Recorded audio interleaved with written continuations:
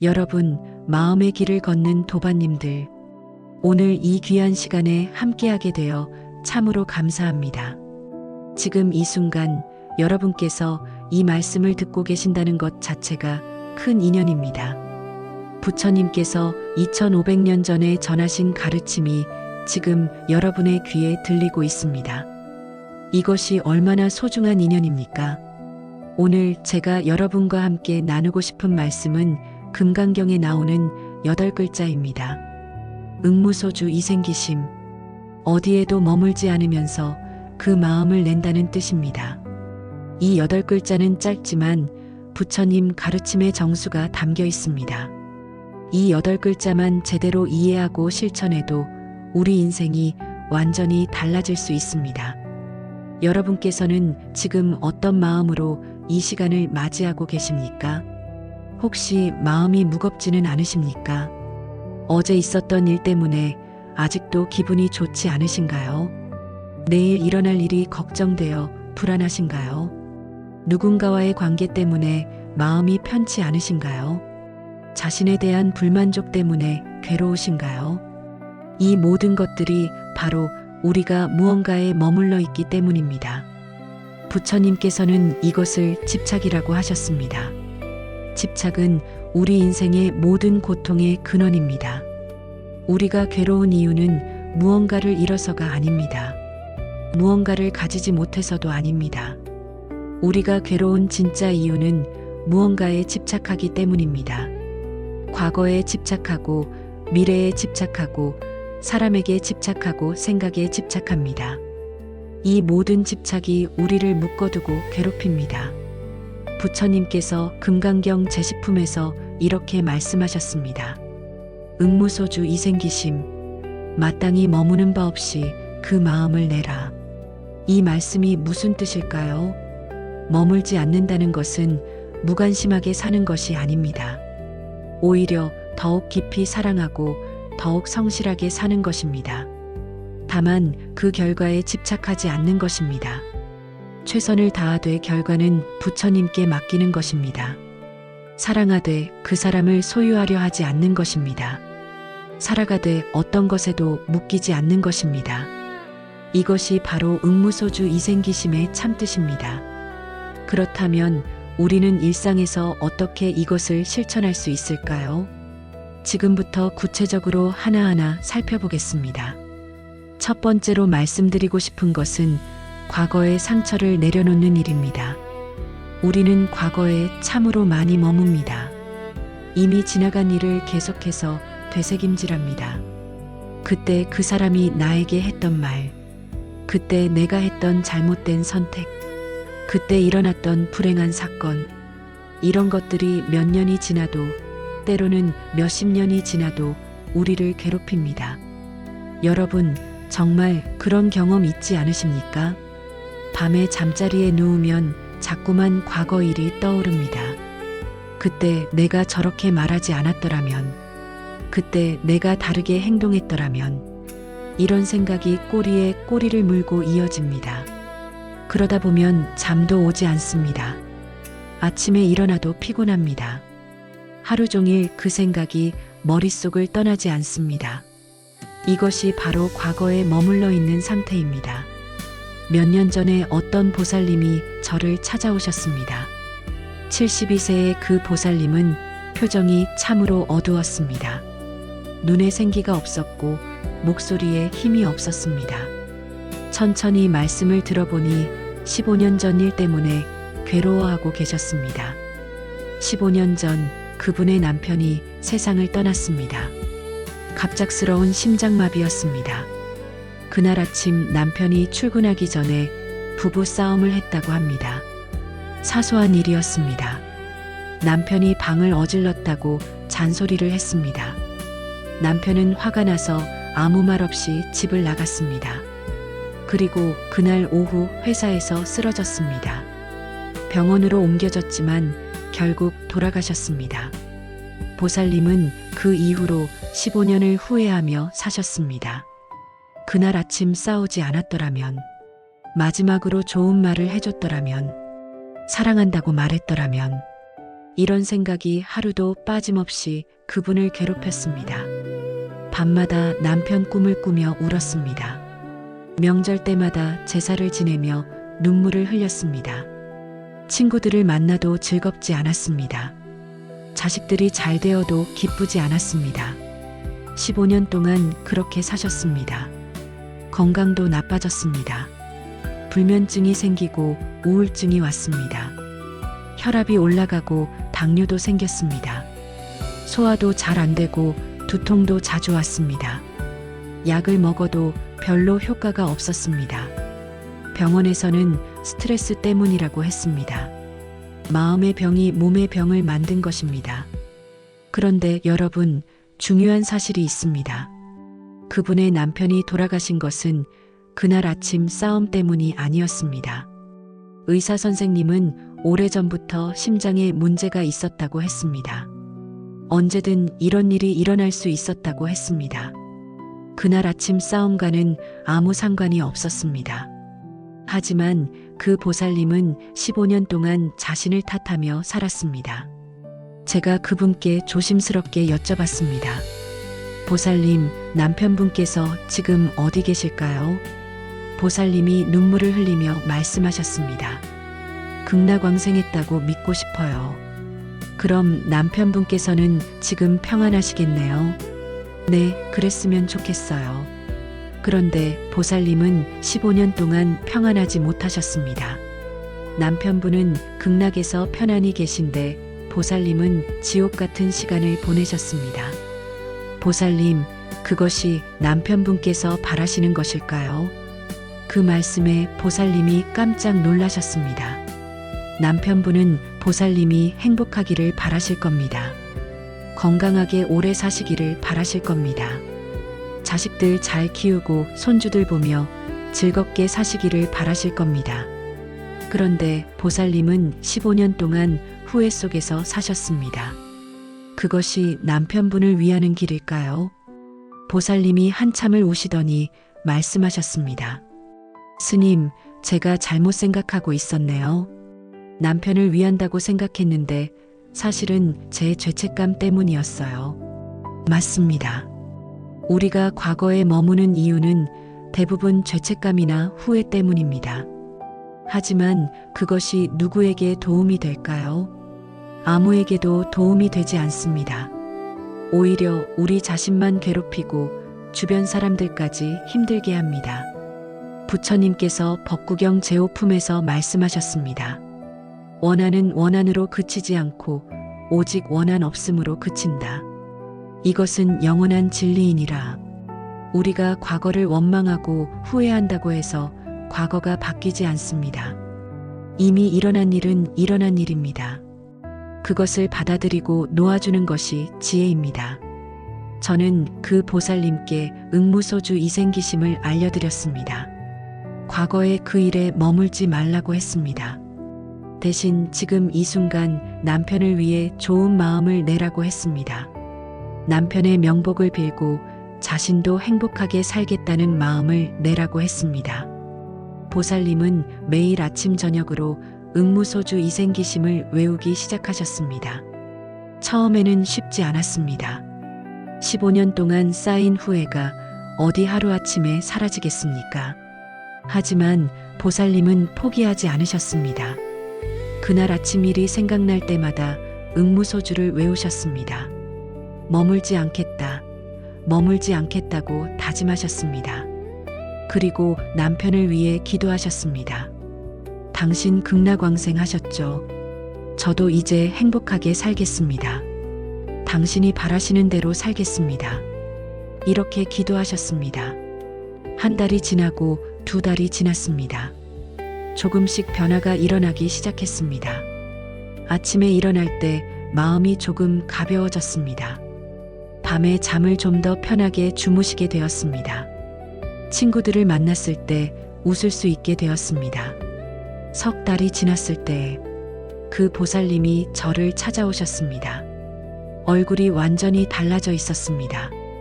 표정이 밝아지고 목소리에 힘이 있었습니다. 눈에 생기가 돌아왔습니다. 스님, 정말 신기한 일이에요.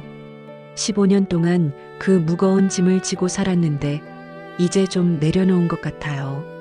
남편 생각을 안 하는 건 아니에요. 여전히 보고 싶고 그리워요. 하지만 예전처럼 괴롭지는 않아요.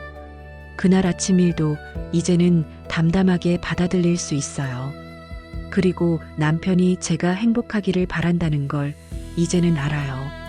그래서 이제는 행복하게 살려고 노력하고 있어요. 여러분, 이것이 바로 응무소주 이생기심의 첫 번째 힘입니다.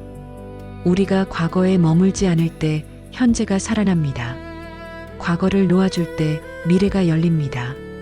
그 보살님은 지금도 매일 남편을 위해 기도하신다고 합니다. 하지만 예전처럼 후회하고 자책하는 기도가 아닙니다. 남편의 극락왕생을 기원하고 자신도 남은 인생을 잘 살겠다는 감사의 기도를 하십니다. 건강도 많이 좋아지셨습니다. 불면증이 나아지고 우울증 약도 끊으셨습니다. 혈압도 안정되고 당뇨 수치도 좋아졌습니다. 소화도 잘 되고 두통도 사라졌습니다. 무엇보다 웃음을 되찾으셨습니다. 자식들이 가장 기뻐한다고 합니다. 엄마가 예전의 밝은 모습으로 돌아왔다고 말입니다. 손주들과도 즐겁게 놀아주십니다. 친구들과도 자주 만나 여행도 다니십니다. 15년 만에 진정한 삶을 되찾으신 겁니다. 여러분은 어떠십니까? 혹시 지금도 과거의 어떤 일 때문에 괴로우신가요? 몇 년 전, 어쩌면 몇십 년 전 일이 아직도 마음에 걸리시나요? 그때 누군가가 나에게 했던 말, 그때 내가 했던 잘못된 선택, 그때 일어났던 불행한 일, 이런 것들이 아직도 여러분을 붙들고 있나요? 이제는 놓아주실 때입니다. 과거는 이미 지나갔습니다. 아무리 붙들어도 과거는 돌아오지 않습니다. 아무리 후회해도 과거는 바뀌지 않습니다. 하지만 과거를 놓아주는 순간, 지금 이 순간이 달라집니다. 응무소주 이생기심. 과거에 머물지 말고 지금 이 순간 좋은 마음을 내십시오. 그것이 부처님께서 우리에게 주신 첫 번째 가르침입니다. 이제 두 번째로 말씀드리고 싶은 것은 미래에 대한 걱정을 내려놓는 일입니다.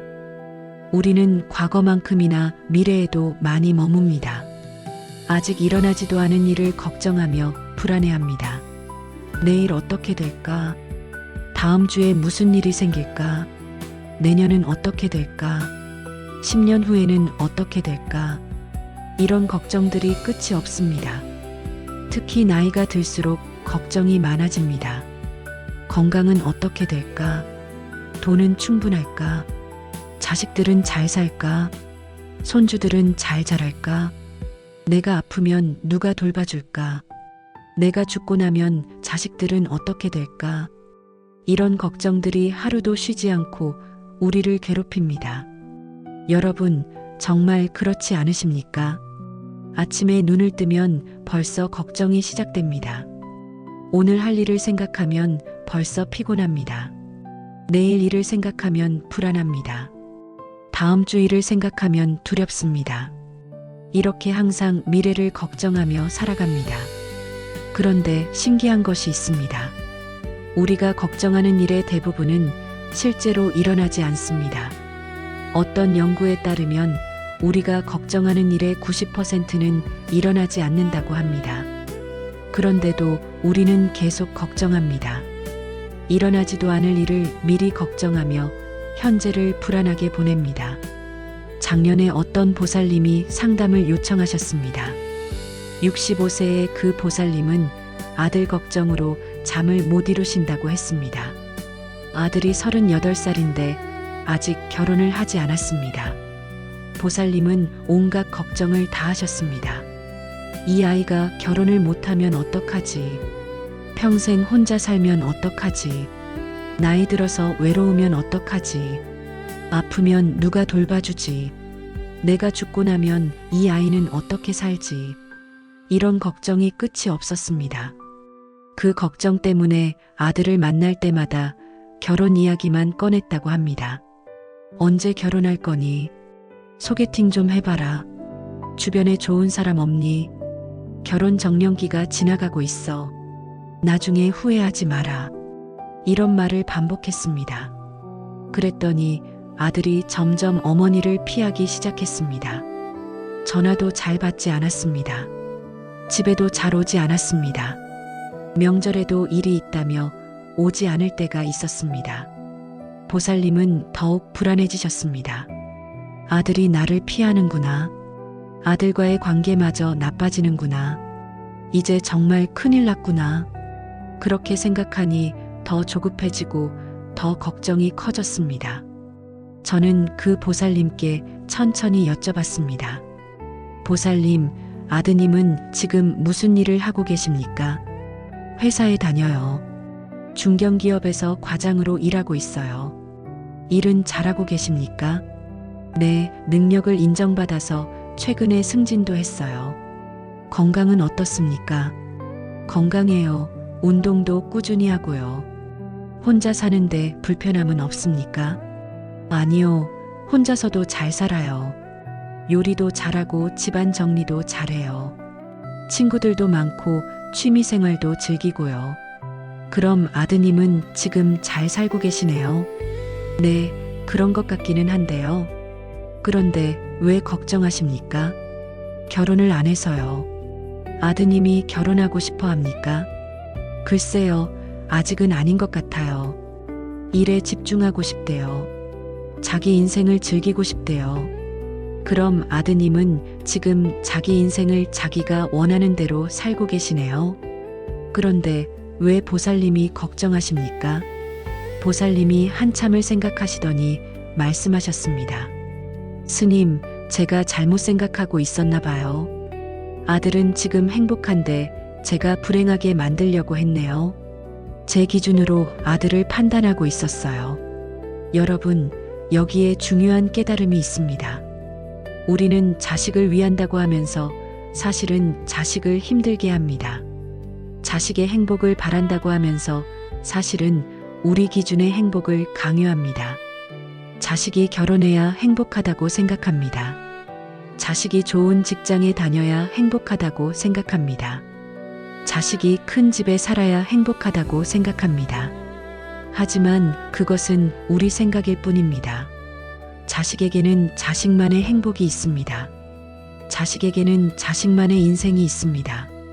부처님께서 법구경 제12 품에서 말씀하셨습니다.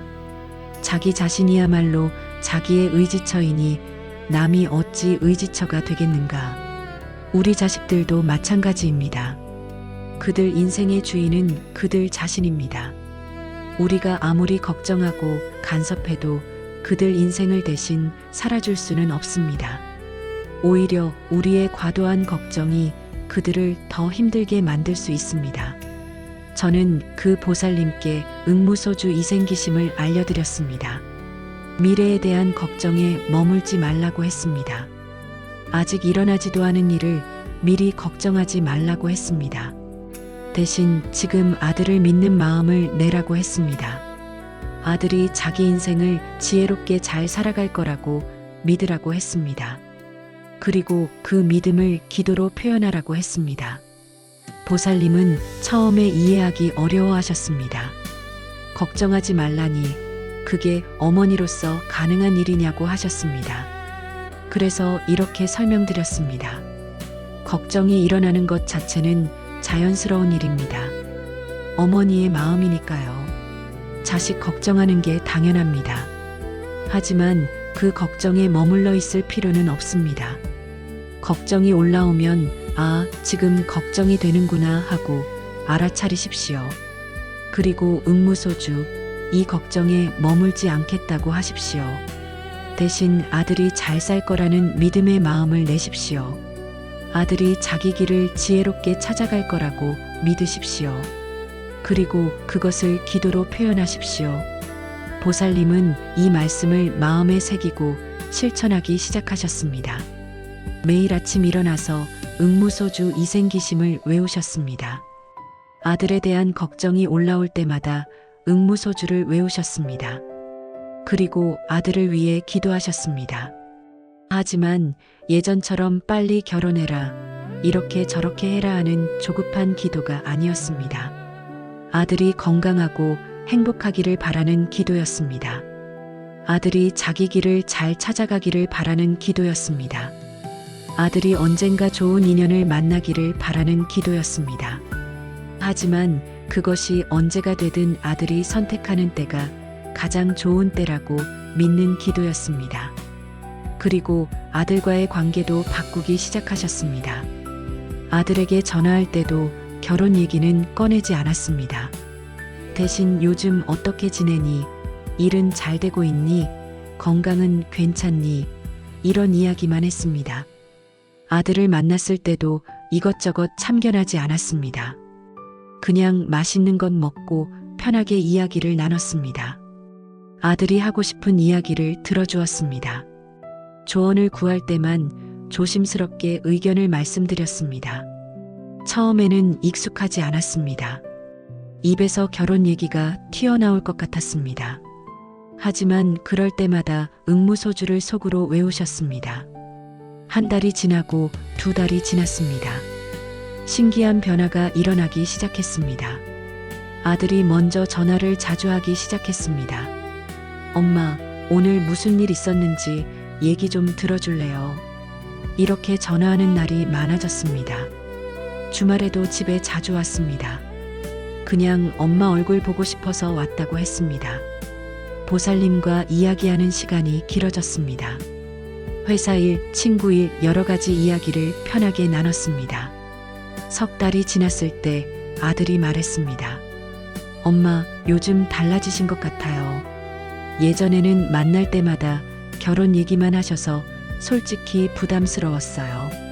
그래서 자꾸 피하게 됐어요. 근데 요즘은 편하게 이야기할 수 있어서 좋아요. 그리고 나를 믿어주시는 것 같아서 감사해요. 그 말을 듣고 보살님이 얼마나 기뻤겠습니까?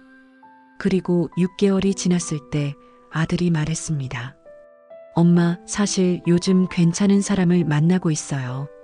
아직 확실한 건 아니지만 잘 되면 소개시켜 드릴게요. 보살님이 저를 찾아오셔서 말씀하셨습니다. 스님, 정말 신기해요.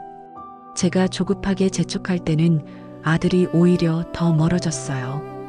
그런데 제가 걱정을 놓고 믿음을 가지니까 아들이 오히려 가까이 오네요. 그리고 저도 훨씬 편해졌어요. 예전에는 매일 아들 걱정으로 가슴이 답답했는데 이제는 평안해요. 잠도 잘 오고 식욕도 좋아요. 친구들과 만나는 것도 즐거워요.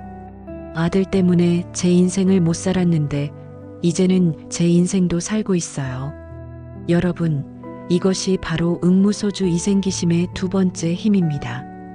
우리가 미래에 대한 걱정에 머물지 않을 때 현재가 평안해집니다. 우리가 조급함을 내려놓을 때 일이 저절로 풀립니다. 그 보살님의 아들은 지금 그 여자분과 잘 만나고 있답니다. 내년쯤 결혼할 계획이라고 합니다. 보살님은 정말 기뻐하십니다. 하지만 예전처럼 조급하게 서두르지 않으십니다. 아들이 결정하는 대로 따라가겠다고 하십니다. 무엇보다 아들과의 관계가 좋아진 것이 가장 큰 선물이라고 하십니다. 여러분은 어떠십니까? 혹시 지금도 미래를 걱정하며 현재를 불안하게 보내고 계시지는 않습니까? 자식 걱정, 건강 걱정, 돈 걱정, 온갖 걱정으로 마음이 무겁지는 않으십니까? 미래는 아무도 알 수 없습니다. 우리가 아무리 걱정해도 미래를 완전히 통제할 수는 없습니다. 오히려 과도한 걱정이 현재를 망칩니다. 걱정하느라 지금 이 순간을 놓칩니다. 지금 이 순간 누릴 수 있는 행복을 놓칩니다. 지금 이 순간 만날 수 있는 사람들을 소홀히 합니다. 그것이 얼마나 아까운 일입니까? 부처님께서 법구경 제13품에서 말씀하셨습니다. 지난 일을 쫓지 말고 오지 않은 일을 바라지 말라. 과거는 이미 버려진 것이요 미래는 아직 오지 않았느니라. 다만 현재의 일을 현재에 보고 흔들리지 말고 움직이지 말지어다. 응무소주 이생기심. 미래에 머물지 말고 지금 이 순간 평안한 마음을 내십시오. 지금 이 순간 감사하는 마음을 내십시오. 지금 이 순간 사랑하는 마음을 내십시오. 그것이 부처님께서 우리에게 주신 두 번째 가르침입니다. 세 번째로 말씀드리고 싶은 것은 다른 사람에 대한 기대를 내려놓는 일입니다. 우리가 괴로운 이유 중 많은 부분이 여기에 있습니다. 사람들이 내 기대대로 행동하지 않을 때 우리는 실망하고 화가 납니다. 남편이 나를 더 이해해줬으면 좋겠는데 그렇지 않습니다. 자식이 내 말을 더 잘 들었으면 좋겠는데 그렇지 않습니다. 친구가 나를 더 배려해줬으면 좋겠는데 그렇지 않습니다. 며느리가 나를 더 존중해줬으면 좋겠는데 그렇지 않습니다. 사위가 나를 더 챙겨줬으면 좋겠는데 그렇지 않습니다. 이런 기대들이 충족되지 않을 때 관계는 힘들어집니다. 서운함이 쌓이고 원망이 생기고 거리가 멀어집니다. 몇 달 전에 어떤 보살님이 저를 찾아오셨습니다. 73세의 그분은 며느리 때문에 몇 년째 속상해하고 계셨습니다. 며느리가 명절에 시댁에 오지 않는다는 것이었습니다. 설날과 추석을 모두 친정에만 간다고 했습니다. 손주들도 자주 보여주지 않았습니다. 보살님은 이것이 너무 서운했습니다. 나는 시어머니인데 며느리가 나를 무시하는 것 같았습니다. 친구들에게도 말하기 창피했습니다. 다른 사람들은 명절에 자식들이 다 모이는데 우리 집만 그렇지 않으니까요. 그 서운함이 몇 년째 계속되었습니다. 며느리를 볼 때마다 불편했습니다. 아들한테도 불만을 말했습니다. 내 마누라 좀 어떻게 해봐라. 이렇게 하는 며느리가 어디 있니? 아들은 난처해했습니다. 엄마와 아내 사이에서 힘들어했습니다. 그러다 보니 아들도 집에 자주 오지 않았습니다. 보살님은 더욱 서운해지고 외로워졌습니다. 저는 그 보살님께 천천히 여쭤봤습니다. 며느리가 왜 명절에 시댁에 오지 않는지 이유를 아십니까? 잘 모르겠어요. 친정이 편한가 봐요. 저는 불편하니까 안 오는 거겠죠. 며느리는 무슨 일을 하고 계십니까? 직장 다녀요. 초등학교 선생님이에요. 자녀는 몇 명입니까? 둘이에요. 초등학교 3학년하고 1학년이에요. 그럼 며느리는 직장에 다니면서 아이들을 키우고 있군요. 네, 그렇죠. 아드님은 집안일을 많이 도와주십니까? 우리 아들은 일이 바빠요. 주말에도 골프 약속이 있고 그래요. 그럼 며느리가 혼자서 직장일, 집안일, 육아를 다 하고 있네요. 뭐 그렇게 되는 것 같네요. 명절에 친정과 시댁을 모두 가려면 며느리가 얼마나 힘들까요? 아이 둘 챙겨서 이 집 저 집 다니고 음식 준비하고 설거지하고. 글쎄요, 생각해 본 적이 없네요. 며느리 친정은 어디에 있습니까? 같은 동네에 있어요. 걸어서 10분 거리예요. 그럼 며느리 입장에서는 명절에 가까운 친정에 가는 게 편하겠네요. 아이들도 외할머니 외할아버지와 편하게 지낼 수 있고요. 아, 그런가요? 저는 그렇게 생각해 본 적이 없어요. 여러분, 여기서 무엇이 보이십니까? 며느리는 직장을 다니면서 아이들을 거의 혼자 키우고 있습니다. 남편은 바빠서 도움을 주지 못합니다. 명절이 되면 양가를 모두 가야 한다는 부담이 있습니다. 시댁은 좀 멀고 친정은 바로 가까이에 있습니다. 며느리 입장에서는 가까운 친정에서 편하게 명절을 보내고 싶은 것이 당연합니다. 하지만 시어머니는 며느리가 자신을 무시한다고 생각했습니다. 부처님께서 법구경 제1품에서 말씀하셨습니다. 모든 것은 마음이 앞서고 마음이 우두머리이며 마음으로 이루어진다.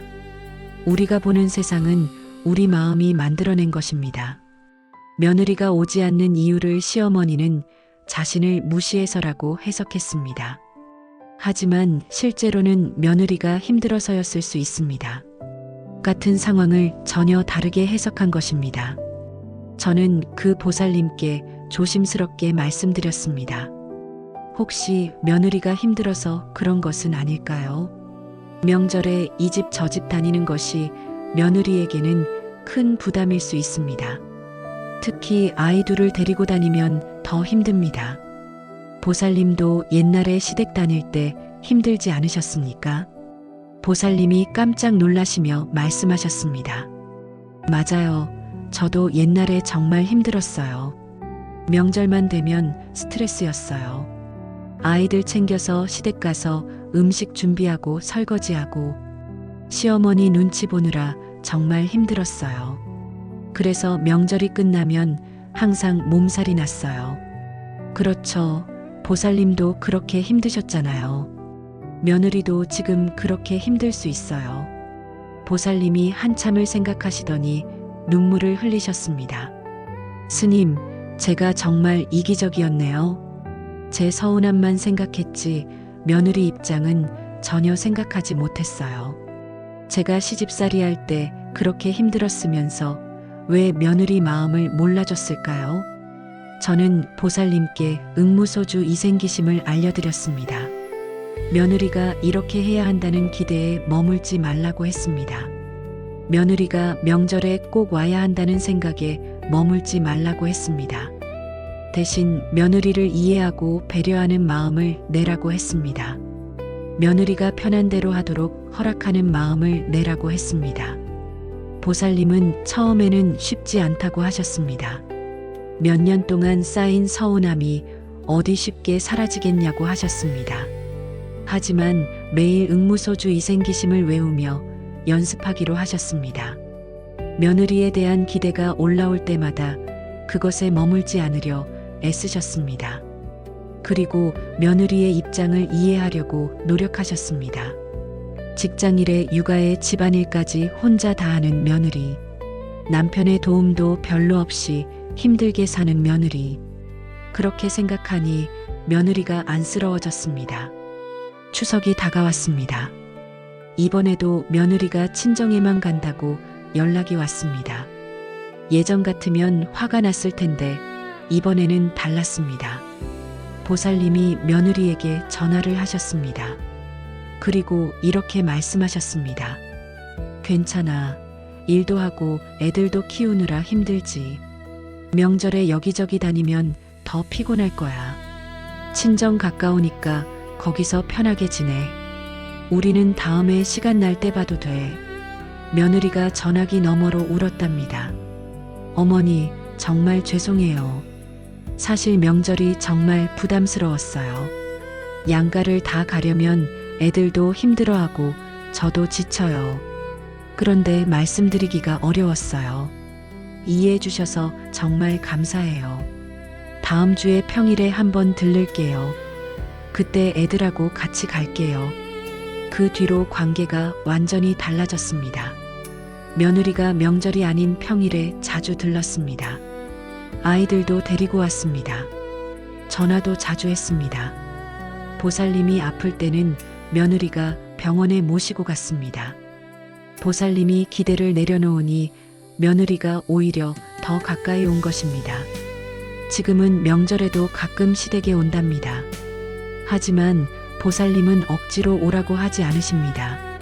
올 수 있으면 오고 어려우면 다음에 보자고 하십니다. 그러니 며느리가 오히려 더 자주 오게 되었습니다. 보살님이 저에게 말씀하셨습니다. 스님, 제가 며느리를 변화시키려고 했을 때는 관계가 나빠지기만 했어요. 그런데 제가 먼저 변하니까 며느리도 변하네요. 제가 기대를 내려놓으니까 며느리가 오히려 더 잘해주네요. 이제는 며느리를 진짜 딸처럼 아껴요. 여러분, 이것이 바로 응무소주 이생기심의 세 번째 힘입니다. 우리가 상대방에 대한 기대에 머물지 않을 때 관계가 좋아집니다. 우리가 상대방을 있는 그대로 받아들일 때 상대방도 마음을 엽니다. 우리가 먼저 이해하고 배려할 때 상대방도 우리를 이해하고 배려합니다. 여러분은 지금 누군가에게 서운해하고 계시지는 않습니까? 남편이 내 기대대로 하지 않는다고 실망하고 계시지는 않습니까? 자식이 내 말을 듣지 않는다고 속상해하고 계시지는 않습니까? 친구가 나를 소홀히 한다고 서운해하고 계시지는 않습니까? 그 기대를 내려놓아 보십시오. 상대방은 우리의 기대를 충족시키기 위해 존재하는 것이 아닙니다. 상대방도 그들 나름의 사정이 있고 어려움이 있습니다. 상대방도 그들 나름의 생각이 있고 가치관이 있습니다. 그것을 인정하고 존중할 때 관계는 회복됩니다. 응무소주 이생기심. 상대방에 대한 기대에 머물지 말고 이해하고 배려하는 마음을 내십시오.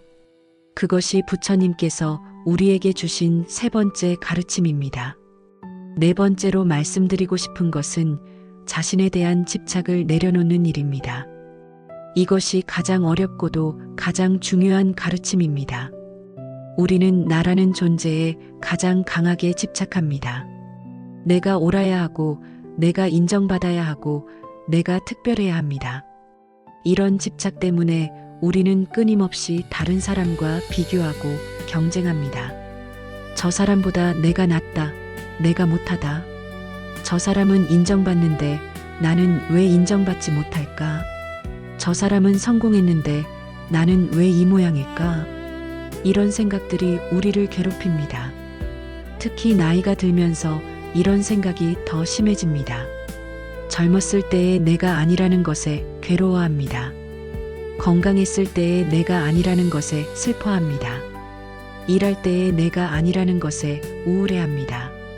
그래서 자신이 쓸모 없어졌다고 느낍니다. 자신이 가치 없어졌다고 생각합니다. 작년에 어떤 보살님이 깊은 고민을 털어놓으셨습니다. 68세의 그분은 은퇴 후 무기력감에 빠져 계셨습니다. 평생 공무원으로 열심히 일했습니다. 과장에서 시작해서 국장까지 올라갔습니다. 많은 사람들을 관리하고 중요한 일을 결정했습니다. 사람들이 자신을 존중하고 인정했습니다. 회의를 주재하고 정책을 만들고 언론 인터뷰도 했습니다. 그런데 은퇴하고 나니 모든 것이 달라졌습니다. 아무도 자신을 찾지 않습니다. 전화도 오지 않습니다. 회의에도 불리지 않습니다. 의견을 물어보는 사람도 없습니다. 집에서는 그냥 할아버지일 뿐입니다. 손주들은 할아버지보다 스마트폰을 더 재미있어 합니다. 자식들은 할아버지 말씀을 잘 듣지 않습니다. 요즘 세상은 다르다고 합니다. 보살님은 자신이 쓸모없는 사람이 된 것 같았습니다. 아침에 일어나도 할 일이 없었습니다. TV를 보다가 낮잠을 자다가 하루가 갔습니다. 우울증이 왔습니다. 의욕이 없어졌습니다. 살아가는 의미를 잃은 것 같았습니다. 저는 그 보살님께 천천히 여쭤봤습니다. 보살님은 지금 무엇에 집착하고 계십니까? 보살님이 어리둥절한 표정으로 물으셨습니다. 제가 무엇에 집착한다는 말씀이신가요?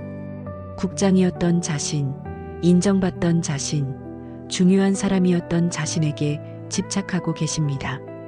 그 모습이 아니면 자신이 가치 없다고 생각하십니다. 보살님이 잠시 침묵하시더니 말씀하셨습니다. 맞는 것 같습니다. 저는 일할 때의 저만 인정하고 있었네요. 지금의 저는 받아들이지 못하고 있었어요. 부처님께서 금강경 제17품에서 말씀하셨습니다. 만약 어떤 사람이 나에게 몸이 있다고 말한다면 곧 나에게 몸이 있다는 생각에 집착하는 것이니라. 우리는 자신의 어떤 모습에 집착합니다. 젊었을 때의 모습, 건강했을 때의 모습, 일할 때의 모습, 그 모습이 아니면 자신을 인정하지 못합니다. 하지만 그것은 모두 변하는 것들입니다. 몸은 늙고 직함은 사라지고 역할은 바뀝니다. 하지만 우리의 본질은 그런 외형적인 것들과는 다릅니다. 저는 그 보살님께 응무소주 이생기심을 알려드렸습니다. 과거의 자신에 대한 집착에 머물지 말라고 했습니다. 국장이었던 자신, 중요한 사람이었던 자신에게 집착하지 말라고 했습니다. 대신 지금 이 순간의 자신을 있는 그대로 받아들이는 마음을 내라고 했습니다. 지금의 자신도 충분히 가치 있는 존재라는 것을 깨닫는 마음을 내라고 했습니다. 보살님은 이 말씀을 깊이 새기셨습니다. 그리고 조금씩 변화하기 시작하셨습니다. 더 이상 과거의 영광을 떠올리지 않으려 애썼습니다. 대신 지금 할 수 있는 일들을 찾아보셨습니다. 절에 와서 봉사활동을 시작하셨습니다.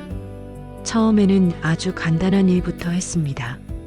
법당 마당을 쓸고 화단에 물을 주고 정리를 했습니다. 과거 같으면 이런 일이 자존심 상했을 것입니다. 국장이었던 내가 청소를 한다고 생각했을 테니까요. 하지만 이제는 달랐습니다. 이 일도 소중한 일이라고 생각하셨습니다. 부처님을 위한 일, 불자들을 위한 일이라고 여기셨습니다. 작은 일이지만 정성을 다해서 하셨습니다. 아침 일찍 나오셔서 꼼꼼하게 청소하셨습니다. 화단의 꽃들을 정성스럽게 돌보셨습니다. 법당 안의 불구들을 깨끗이 닦으셨습니다. 그러다 보니 마음이 조금씩 편안해졌습니다. 아침에 일어나는 것이 기대되기 시작했습니다. 절에 가서 봉사하는 것이 즐거워졌습니다. 다른 불자들과 이야기 나누는 것이 좋았습니다. 그분의 성실함을 본 다른 불자들이 그분을 좋아했습니다. 항상 먼저 와서 굳은 일을 마다하지 않는 그분을 존경했습니다. 어느덧 그분은 절에서 없어서는 안 될 분이 되셨습니다. 그리고 자연스럽게 새로운 역할도 생겼습니다. 젊은 불자들이 와서 인생 상담을 요청했습니다. 직장 생활을 어떻게 해야 할지 조언을 구했습니다. 그분의 오랜 경험과 지혜가 큰 도움이 되었습니다. 하지만 예전처럼 가르치려 들지 않으셨습니다. 그냥 자신의 경험을 편하게 나누셨습니다. 그리고 젊은 사람들의 이야기도 귀 기울여 들으셨습니다. 요즘 세상은 다르다는 것을 인정하셨습니다. 자신의 방식을 강요하지 않으셨습니다. 그러니 젊은 사람들이 더욱 보살님을 좋아했습니다. 편하게 이야기 나눌 수 있는 어른이라고 했습니다. 보살님은 이제 새로운 의미를 찾으셨습니다. 과거의 직함이 아니라 지금의 자신으로 사람들에게 도움이 되는 것, 권력으로가 아니라 경험과 지혜로 존경받는 것, 강요하지 않고 공감하는 것, 그것이 훨씬 더 보람되고 의미 있다는 것을 깨달으셨습니다. 1년이 지났을 때 그분이 저에게 말씀하셨습니다. 스님, 응무소주 이생기심을 알려주셔서 정말 감사합니다. 과거의 제 모습에 집착하느라 지금의 제 모습을 보지 못했습니다.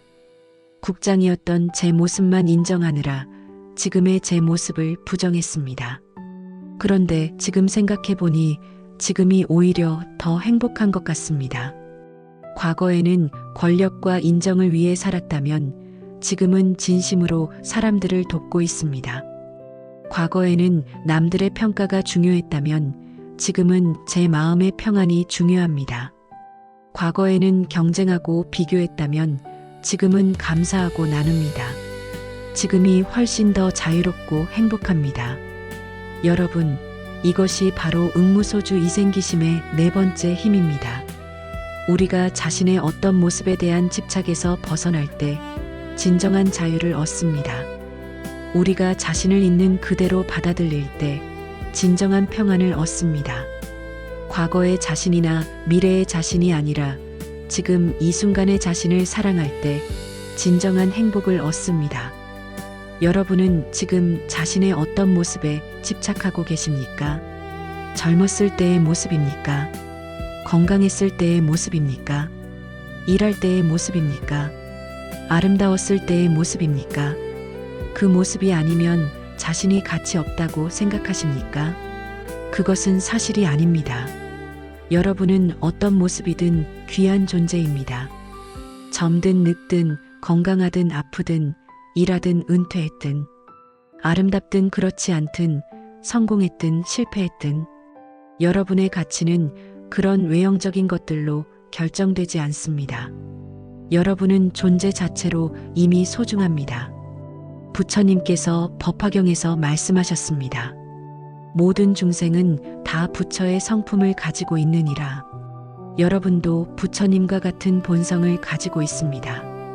그것은 나이나 건강이나 직함으로 바뀌지 않습니다. 영원히 변치 않는 여러분의 본질입니다. 응무소주 이생기심. 자신의 어떤 모습에 대한 집착에 머물지 말고 자신을 있는 그대로 사랑하는 마음을 내십시오. 그것이 부처님께서 우리에게 주신 네 번째 가르침입니다. 다섯 번째로 말씀드리고 싶은 것은 화를 내려놓는 일입니다. 우리는 살아가면서 참으로 많은 화를 냅니다. 교통이 막히면 화가 납니다. 날씨가 덥거나 추우면 짜증이 납니다. 물건값이 오르면 불만이 생깁니다. 정치가 마음에 안 들면 분노합니다. 이웃이 시끄럽게 하면 화가 납니다. 자식이 말을 안 들으면 소리를 지릅니다. 배우자가 이해하지 못하면 언성을 높입니다. 이렇게 하루에도 수없이 많은 화를 냅니다. 그런데 화를 내고 나면 어떻습니까? 문제가 해결됩니까? 대부분 그렇지 않습니다. 오히려 관계만 나빠지고 마음만 불편해집니다. 화를 낸 후에는 후회가 밀려옵니다. 내가 왜 그랬을까? 너무 심하게 말한 것은 아닐까? 이런 생각이 들면서 마음이 더 무거워집니다. 지난달에 어떤 보살님이 저를 찾아오셨습니다. 65세의 그분은 남편과의 관계 때문에 힘들어 하셨습니다. 결혼한 지 40년이 넘었는데 요즘 들어 남편과 자주 싸운다고 했습니다.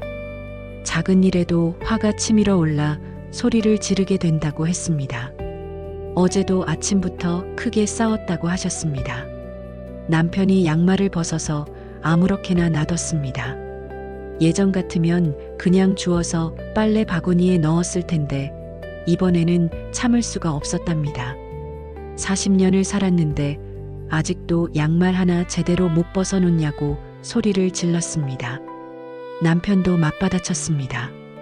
그깟 양말 가지고 뭘 그렇게 난리냐고 했습니다. 보살님은 더욱 화가 났습니다. 그깟 양말이 아니라 당신의 태도가 문제라고, 나를 무시하는 거 아니냐고 소리쳤습니다. 결국 남편은 화를 내며 집을 나가버렸습니다.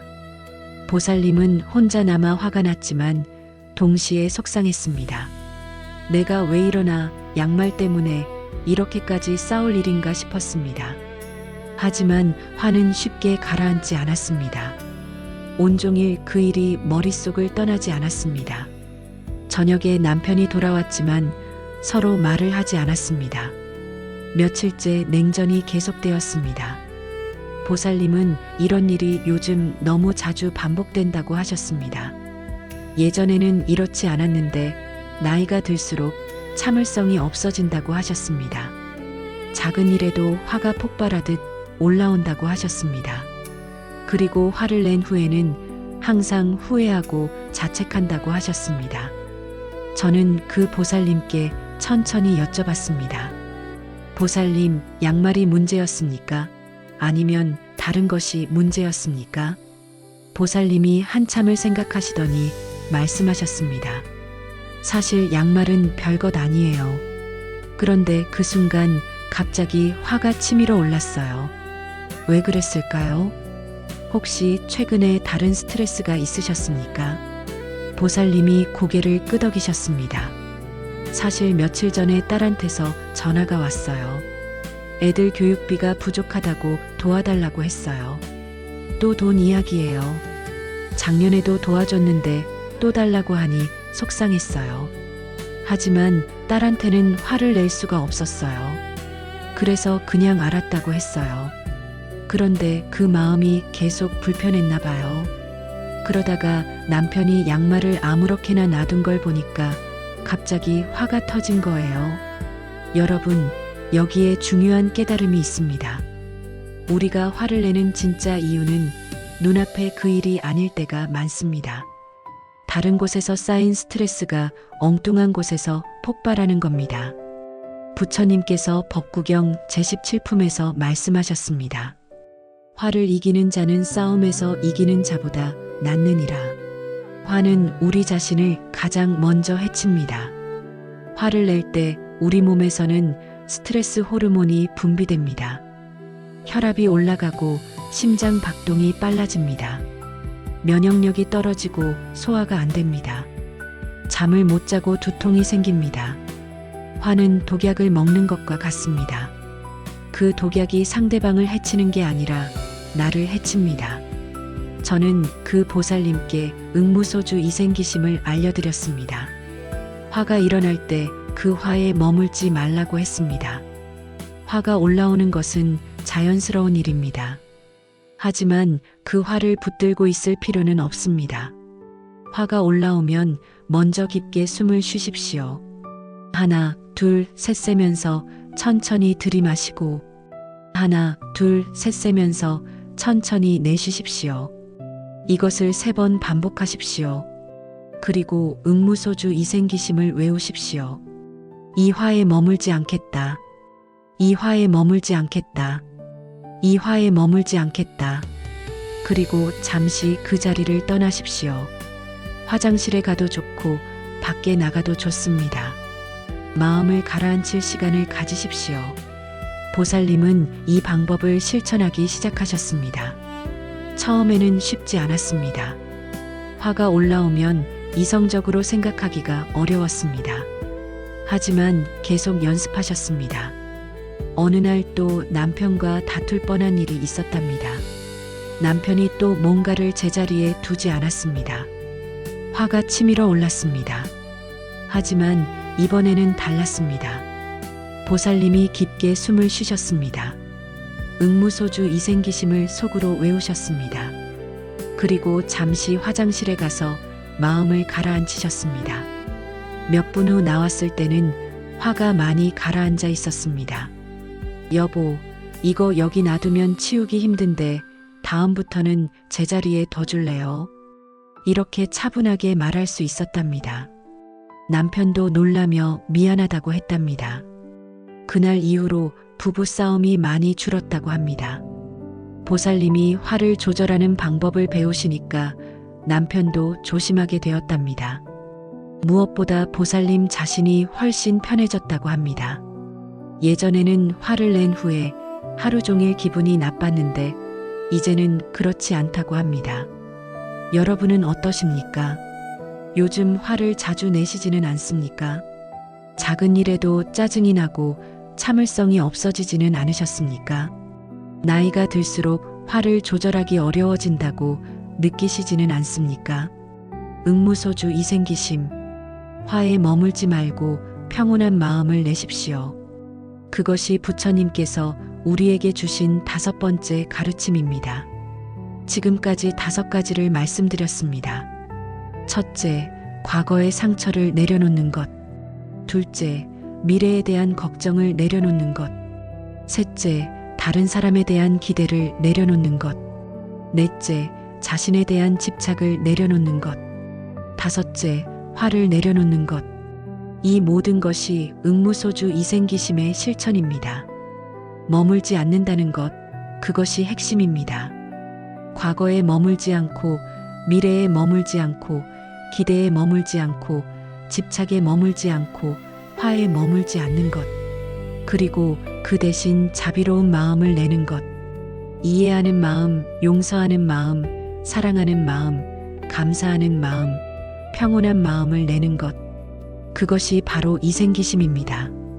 그렇다면 우리는 일상에서 어떻게 이것을 연습할 수 있을까요? 매우 간단한 방법이 있습니다. 매일 아침 눈을 뜨면 가장 먼저 응무소주 이생기심을 3번 외우십시오. 천천히 정성스럽게 외우십시오. 응무소주 이생기심, 응무소주 이생기심, 응무소주 이생기심. 그리고 오늘 하루 어디에도 머물지 않으면서 자비로운 마음으로 살겠다고 다짐하십시오. 하루를 살아가다가 마음이 무언가에 집착하고 있다는 것을 알아차리게 되면 잠시 멈추십시오. 심호흡을 하십시오. 그리고 다시 응무소주 이생기심을 외우십시오. 과거에 머물고 있다면 응무소주, 과거에 머물지 않겠다고 하십시오. 미래를 걱정하고 있다면 응무소주, 미래 걱정에 머물지 않겠다고 하십시오. 누군가에게 실망하고 있다면 응무소주, 기대에 머물지 않겠다고 하십시오. 자신을 비하하고 있다면 응무소주, 집착에 머물지 않겠다고 하십시오. 화가 나고 있다면 응무소주, 화에 머물지 않겠다고 하십시오. 그리고는 이생기심, 지금 이 순간 자비로운 마음을 내겠다고 하십시오. 점심 식사 후에도 잠시 시간을 내어 응무소주 이생기심을 외우십시오. 오전에 있었던 일들을 내려놓으십시오. 오후를 새로운 마음으로 시작하십시오. 저녁에 하루를 마무리할 때도 응무소주 이생기심을 외우십시오. 오늘 하루 있었던 일들을 감사하는 마음으로 돌아보되 거기에 머물지는 마십시오. 밤에 잠자리에 들기 전에 마지막으로 응무소주 이생기심을 3번 외우십시오. 오늘 하루 머물렀던 모든 것들을 내려놓으십시오. 내일을 향해 열린 마음으로 가십시오. 이렇게 하루에 5번만이라도 응무소주 이생기심을 외우십시오. 아침에 1번, 오전과 오후 사이에 1번, 저녁에 1번, 잠자리에 들기 전에 1번, 그리고 필요할 때마다 수시로 외우십시오. 이것을 매일 반복하십시오. 처음 일주일은 익숙하지 않을 것입니다. 잊어버릴 때도 있을 것입니다. 하지만 괜찮습니다. 생각날 때마다 다시 시작하십시오. 2주가 지나면 조금 익숙해질 것입니다. 한 달이 지나면 습관이 되기 시작할 것입니다. 석 달이 지나면 자연스러워질 것입니다.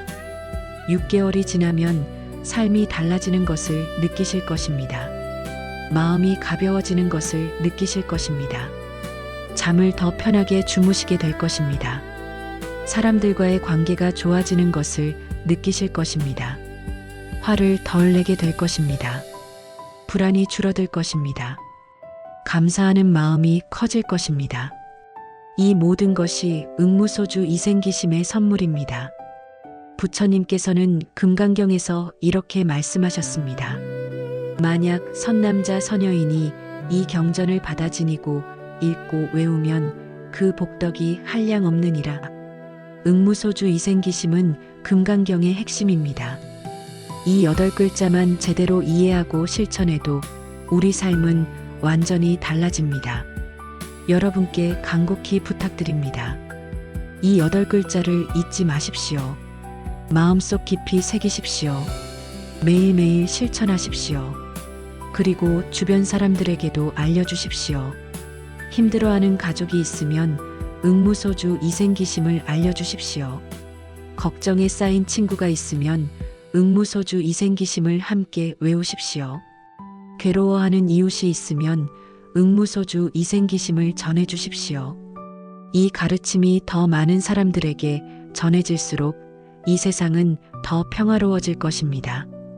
집착에서 벗어난 사람이 많아질수록 이 세상의 고통은 줄어들 것입니다. 응무소주 이생기심을 실천하는 사람이 많아질수록 이 세상은 더 자비로워질 것입니다. 부처님의 이 가르침은 2500년 전에도 유효했고 지금도 유효하며 앞으로도 영원히 유효할 것입니다. 왜냐하면 이것은 인간 마음의 본질에 대한 가르침이기 때문입니다.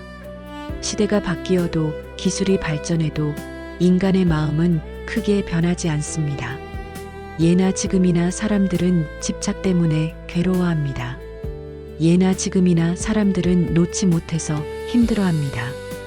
예나 지금이나 사람들은 머물러 있어서 불행합니다. 그리고 예나 지금이나 그 해답은 응무소주 이생기심입니다. 머물지 않고 자비로운 마음을 내는 것. 그것이 모든 괴로움의 해결책입니다. 여러분, 오늘 이 시간을 절대 잊지 마십시오. 오늘 여러분은 부처님께서 금강경에서 전하신 가장 소중한 가르침을 들으셨습니다. 이 가르침은 여러분의 삶을 근본적으로 변화시킬 수 있는 힘이 있습니다. 하지만 그것은 오직 여러분이 실천할 때만 가능합니다. 듣기만 하고 실천하지 않으면 아무 소용이 없습니다. 머리로만 이해하고 가슴으로 받아들이지 않으면 변화는 일어나지 않습니다. 지금 이 순간부터 시작하십시오. 지금 이 순간 무언가에 집착하고 있다면 놓으십시오. 지금 이 순간 과거에 머물러 있다면 현재로 돌아오십시오. 지금 이 순간 미래를 걱정하고 있다면 지금에 집중하십시오. 지금 이 순간 누군가를 원망하고 있다면 용서하십시오. 지금 이 순간 자신을 비하하고 있다면 사랑하십시오. 지금 이 순간 화가 나 있다면 평온함을 찾으십시오. 응무소주 이생기심. 이 8글자가 여러분의 등불이 되기를 바랍니다. 어두운 밤에 길을 밝히는 등불처럼 이 가르침이 여러분의 인생을 밝혀주기를 바랍니다. 힘들 때마다 이 8글자를 떠올리십시오. 괴로울 때마다 이 8글자를 외우십시오. 그러면 부처님의 지혜가 여러분과 함께 할 것입니다. 부처님의 자비가 여러분을 감싸 안을 것입니다. 부처님의 가피가 여러분을 보호할 것입니다. 이제 마지막으로 함께 기도하겠습니다. 깊은 마음으로 부처님께 기도드립니다. 자비하신 부처님께 간절히 기도드립니다. 저희들이 응무소주 이생기심의 마음으로 살아갈 수 있도록 지혜를 내려주소서. 과거에 머물지 않고 미래에 조급해하지 않으며 지금 이 순간을 온전히 살아갈 수 있는 힘을 주소서. 집착을 내려놓고 자유로워질 수 있도록 도와주소서. 다른 사람을 이해하고 배려하며 자비로운 마음을 낼 수 있도록 인도해 주소서. 저희 자신을 있는 그대로 사랑할 수 있는 용기를 주소서. 그리하여 저희가 평안하고 행복하게 살며 그 평안과 행복을 주변 사람들에게도 나눌 수 있게 해주소서. 모든 중생이 고통에서 벗어나기를 기원합니다. 모든 중생이 집착에서 자유로워지기를 기원합니다. 모든 중생이 응무소주 이생기심의 가르침을 만나기를 기원합니다. 모든 중생이 부처님의 지혜를 깨닫기를 기원합니다. 모든 중생이 진정한 평안을 얻기를 기원합니다. 나무석가모니불, 나무석가모니불, 나무석가모니불. 불자님들, 마음의 길을 걷는 도반님들, 여러분 한 분 한 분에게 부처님의 무량한 자비와 지혜가 함께 하시기를 진심으로 기원합니다. 응무소주 이생기심. 이 8글자를 가슴에 품고 하루하루 정진하시기 바랍니다. 여러분의 삶이 평안으로 가득하기를 바랍니다. 여러분의 마음이 자유로워지기를 바랍니다. 여러분의 관계가 조화로워지기를 바랍니다. 여러분의 날들이 감사로 넘치기를 바랍니다. 그리하여 여러분 한 분 한 분이 이 세상의 작은 부처님이 되시기를 간절히 기원합니다. 부처님의 가르침을 실천하며 사시는 여러분이야말로 진정한 부처님의 제자입니다. 여러분이야말로 이 세상에 부처님의 자비를 전하는 보살입니다. 여러분의 그 귀한 발걸음에 항상 부처님의 가피가 함께 하시기를 기원합니다. 오늘 이 말씀이 여러분의 삶에 작은 씨앗이 되기를 바랍니다. 그 씨앗이 자라서 큰 나무가 되어 여러분과 여러분 주변의 많은 사람들에게 그늘을 드리우기를 바랍니다. 응무소주 이생기심. 이 8글자는 단순해 보이지만 실천하기는 쉽지 않습니다. 하지만 포기하지 마십시오. 부처님께서도 오랜 수행 끝에 깨달음을 얻으셨습니다. 우리도 조금씩 천천히 꾸준히 실천해 나가면 됩니다. 완벽하게 하려고 하지 마십시오. 실수해도 괜찮습니다. 다시 일어나서 계속 걷는 것이 중요합니다. 넘어지는 것을 두려워하지 마십시오. 넘어졌을 때 일어나지 않는 것을 두려워하십시오. 응무소주 이생기심을 실천하다가 다시 무언가에 집착하게 되더라도 괜찮습니다. 그것을 알아차리는 것 자체가 이미 큰 진전입니다. 알아차렸다면 다시 놓으면 됩니다. 이 과정을 반복하다 보면 점점 더 쉬워질 것입니다. 여러분, 기억하십시오. 수행은 목적지가 아니라 여정입니다. 깨달음은 어느 날 갑자기 오는 것이 아니라 매일매일 조금씩 쌓이는 것입니다. 오늘 조금 나아지고 내일 조금 더 나아지면 그것으로 충분합니다. 자신을 너무 몰아붙이지 마십시오.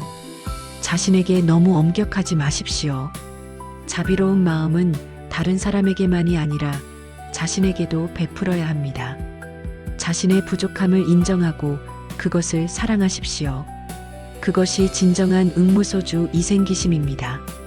여러분께 마지막으로 한 가지 더 말씀드리고 싶은 것이 있습니다. 응무소주 이생기심은 혼자만의 수행이 아닙니다. 우리는 함께 이 길을 걷는 도반들입니다. 주변의 불자들과 함께 이 가르침을 나누십시오. 함께 응무소주 이생기심을 외우십시오. 함께 서로를 격려하고 응원하십시오. 혼자 걷는 길은 외롭고 힘들 수 있습니다. 하지만 함께 걷는 길은 즐겁고 힘이 납니다. 여러분의 가족들과도 이 가르침을 나누십시오. 함께 식사하기 전에 잠깐 손을 잡고 응무소주 이생기심을 함께 외우십시오. 그것만으로도 가족의 화목이 달라질 것입니다. 자식들에게도 가르쳐 주십시오. 어렸을 때부터 집착하지 않는 마음을 배운다면 그 아이들의 인생은 얼마나 자유롭고 행복하겠습니까? 손주들에게도 전해 주십시오. 할머니, 할아버지의 지혜로운 말씀으로 손주들의 마음에 씨앗을 심어 주십시오. 친구들과 만날 때도 이 이야기를 나누십시오. 나이 든 친구들일수록 이 가르침이 필요합니다. 과거의 후회, 미래의 걱정, 자식에 대한 집착에서 벗어나게 도와주십시오. 이웃들에게도 전하십시오. 아파트 엘리베이터에서 만난 이웃에게도 응무소주 이생기심에 대해 이야기해 주십시오. 절에서 만난 불자들과도 이 가르침을 나누십시오. 함께 공부하고 함께 실천하십시오. 이렇게 응무소주 이생기심이 한 사람에서 두 사람으로, 두 사람에서 10사람으로, 10사람에서 100사람으로 퍼져나간다면 이 세상이 얼마나 아름다워지겠습니까? 모든 사람이 과거에 머물지 않고 미래를 걱정하지 않으며 지금 이 순간을 살아간다면, 모든 사람이 다른 사람에게 기대하지 않고 이해하며 자신을 있는 그대로 사랑한다면, 모든 사람이 화를 내려놓고 평온한 마음으로 살아간다면 그것이 바로 부처님께서 꿈꾸신 정토가 아니겠습니까? 정토는 멀리 있는 것이 아닙니다. 우리 마음속에 있습니다. 우리가 응무소주 이생기심의 마음으로 살 때 바로 여기가 정토입니다.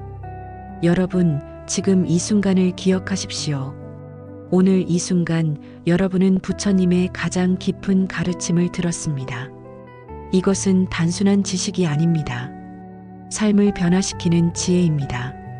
이 지혜를 일상에서 실천할 때 여러분의 삶은 완전히 달라질 것입니다.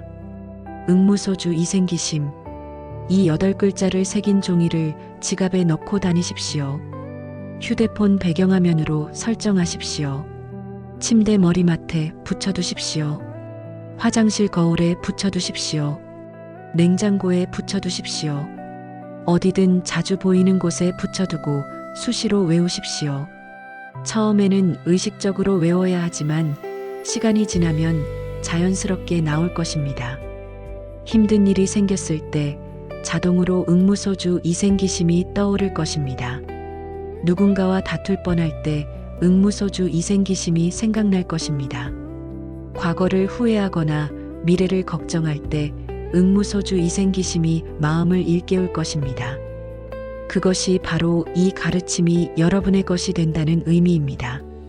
단순히 아는 것을 넘어서 체화되는 것입니다. 여러분의 몸과 마음에 스며드는 것입니다. 그때 비로소 진정한 변화가 일어납니다. 부처님께서 법구경 제20품에서 말씀하셨습니다. 1000개의 말을 듣는 것보다 한마디를 실천하는 것이 낫느니라. 오늘 여러분은 응무소주 이생기심이라는 8글자를 들었습니다. 이제 중요한 것은 실천입니다. 하루에 한 번이라도 좋습니다. 한 가지 상황에서라도 좋습니다. 응무소주 이생기심을 실천해 보십시오. 과거의 한 가지 일을 놓아 보십시오. 미래의 한 가지 걱정을 내려놓아 보십시오. 한 사람에 대한 기대를 놓아 보십시오. 자신의 한 가지 집착을 내려놓아 보십시오. 한 번의 화를 참아 보십시오. 작게 시작하십시오. 작은 성공이 쌓여서 큰 변화가 됩니다. 오늘 작은 한 걸음이 내일은 큰 걸음이 됩니다. 지금의 작은 변화가 1년 후에는 큰 변화가 됩니다. 포기하지 마십시오. 실패해도 괜찮습니다. 다시 시작하면 됩니다. 부처님께서도 수많은 생을 윤회하시며 수행하셨습니다. 우리도 천천히 꾸준히 가면 됩니다. 급하게 가려고 하지 마십시오. 빠르게 변하려고 하지 마십시오. 그것 자체가 집착입니다. 자연스럽게 천천히 즐겁게 가십시오. 수행은 고통이 아니라 기쁨입니다. 집착에서 벗어나는 것은 무거운 짐을 내려놓는 것과 같습니다. 얼마나 가벼워지고 자유로워지는지 느껴보십시오. 그 기쁨을 만끽하십시오. 여러분, 이제 마무리할 시간이 되었습니다. 하지만 이것은 끝이 아니라 시작입니다. 오늘 들은 말씀이 여러분 삶의 새로운 장을 여는 시작이 되기를 바랍니다. 응무소주 이생기심, 이 8글자와 함께 새로운 인생을 시작하십시오. 집착 없이 자유롭게 사는 인생, 과거에 매이지 않고 미래에 조급해하지 않으며 지금을 사는 인생, 다른 사람을 이해하고 배려하며 자신을 사랑하는 인생, 화를 내려놓고 평온함 속에서 사는 인생, 그런 인생이 여러분을 기다리고 있습니다. 그 문은 이미 열려 있습니다. 여러분이 걸어 들어가기만 하면 됩니다. 응무소주 이생기심, 이 8글자가 그 문이 열쇠입니다. 부처님께서 여러분에게 주신 가장 귀한 선물입니다. 이 선물을 잘 간직하시고 매일 사용하십시오. 그러면 여러분의 삶은 날마다 새로워질 것입니다. 날마다 가벼워질 것입니다. 날마다 평안해질 것입니다. 날마다 행복해질 것입니다. 마지막으로 다시 한번 함께 외우겠습니다. 응무소주 이생기심, 응무소주 이생기심, 응무소주 이생기심. 이 8글자를 마음 깊이 새기십시오. 이 8글자와 함께 살아가십시오. 이 8글자가 여러분의 등불이 되고 나침반이 되기를 바랍니다. 나무아미타불, 관세음보살, 감사합니다.